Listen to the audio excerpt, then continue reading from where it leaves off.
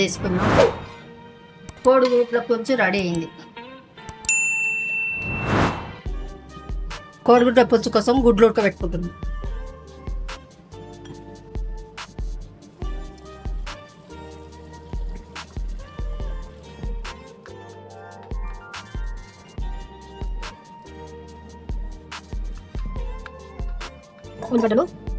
ఉల్లిగడ్డలు కొయ్యడం అయిపోయింది. ఇక గిన్నెలకు ఎత్తుకోవాలి. నిమ్మకాయ ఇంత చింతపండు వేసుకొని నానబెట్టుకోవాలి. ఇట్లా గుడ్లు ఉడికినాయి దించుకుందాం. గుడ్లు ఉడికిన తర్వాత ఇలా పొట్టు తీసుకోవాలి. పొయ్యి ముట్టించుకుందాము. బొగోన పెట్టుకుందాం. ఇప్పుడు నూనె పోసుకుందాం. 3 చెంచాల నూనె పోసుకుందాం. మంచిగా ఉల్లిగడ్డ వేగాలి కాబట్టి నూనె మరిగిందండి. 1/2 చెంచా జీలకర్ర వేసుకోవాలి. ఇప్పుడు ఉల్లిగడ్డ వేసుకోవాలండి.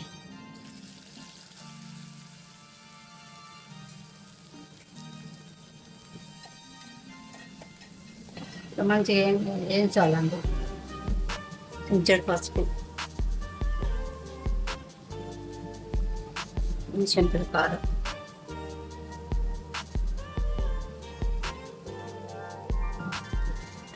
కారం పసుపు వేసుకుని మంచిగా ఎర్రగా ఇవ్వాలి.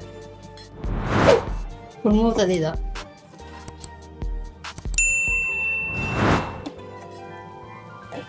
మంచిగా ఏగింది. ఉప్పు ముందే వేసుకుంటే ఏగదండి, అందుకని తర్వాత వేసుకుంటాం. చెంచాడు ఉప్పు వేసుకోవాలి.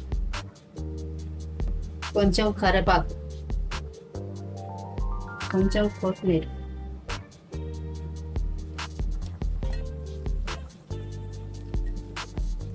ఇట్లా మంచిగా వేయిన తర్వాత ఇందులో పులుసు పోసుకోవాలండి.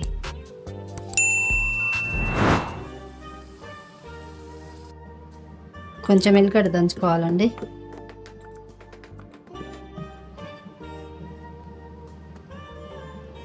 ఉల్లిగడ్డ పులుసు ఇలా ఉడకాలండి.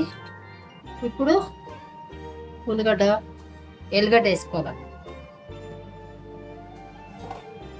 గుడ్లకు లోపల ఉప్పు కారం పడడానికి ఇట్లా కాట్లు పెట్టుకోవాలి.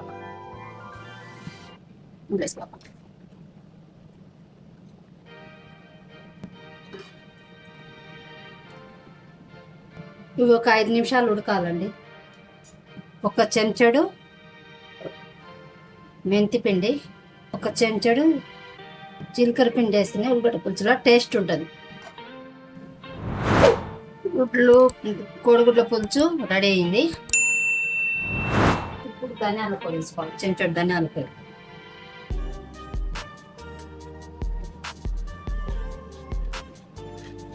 ఒక నిమిషం ఉడికిన తర్వాత దించుకోవాలి. మూత తీసుకుందాం.